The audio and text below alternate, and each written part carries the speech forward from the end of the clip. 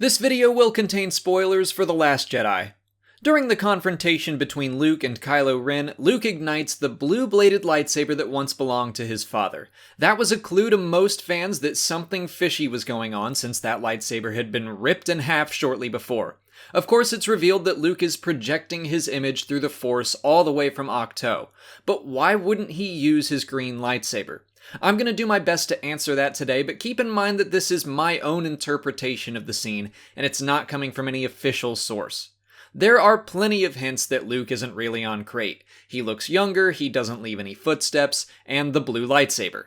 I do think one of the purposes of Luke having the blue lightsaber was to simply be a clue to the audience to pay attention. Once it was revealed that Luke was a Force projection, I figured Luke was doing everything he could to rile Kylo up. He appeared as Kylo last saw him years before, as a master about to kill his own nephew. But if that were the case, wouldn't the green lightsaber he used in that incident be the more effective visual? Having thought about it more, I think there was so much more to Luke's appearance on Crait than a simple attempt to upset his nephew. Everything Luke did was about rekindling hope and restoring himself as a legend, not in a selfish, vain way, but as a symbol for the galaxy, as proof that it was possible to stand against the overwhelming power of the First Order. Early on in the film, he sarcastically asks if Rey expected him to take on the entire First Order with nothing but his lightsaber, and that's exactly what he did. He bought enough time for the Resistance to escape, and he made the Supreme Leader of the First Order look like a fool while he did it. His appearance at the end of the film was Luke's redemption. He felt that he had failed the galaxy. He didn't live up to the standards that the rest of the galaxy, or we as the audience, had set up for him. But in his final moments, he used the Force in one of the most Jedi ways he possibly could. He defended his friends and never once attacked, not that he could have anyway, but he faced down the First Order and, as the stories will go, he disappeared without a scratch. His allies were encouraged and his enemies were most definitely disheartened. The final scene of the film shows that the legend of Luke Skywalker was already spreading and inspiring the next generation. Now, I think we need to know all of that to understand why he used the blue lightsaber and not the green.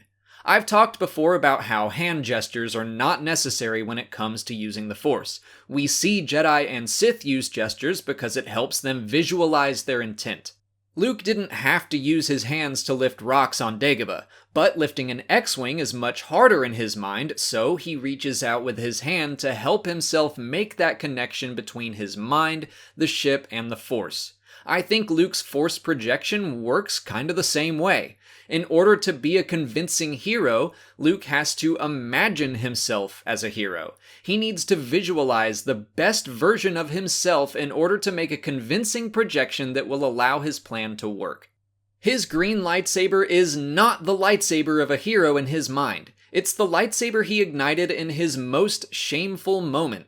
The lightsaber he almost used to kill his own nephew. As far as we know, the only other lightsaber he would truly be familiar with is the blue one.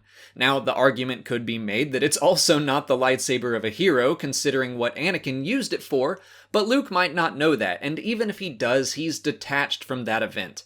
I think when he imagines himself as the legendary Luke Skywalker, the hero the galaxy needs, that Jedi Master would not use a lightsaber that reminds him of his lowest moment as a teacher.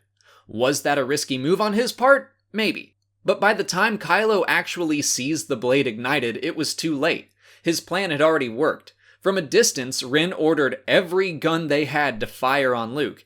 Then he landed, and I think by the time Luke actually turned on his saber and prepared to fight, Kylo was so blinded by his rage and his desire to kill Luke, he didn't even notice. Plenty of people in the theater didn't notice.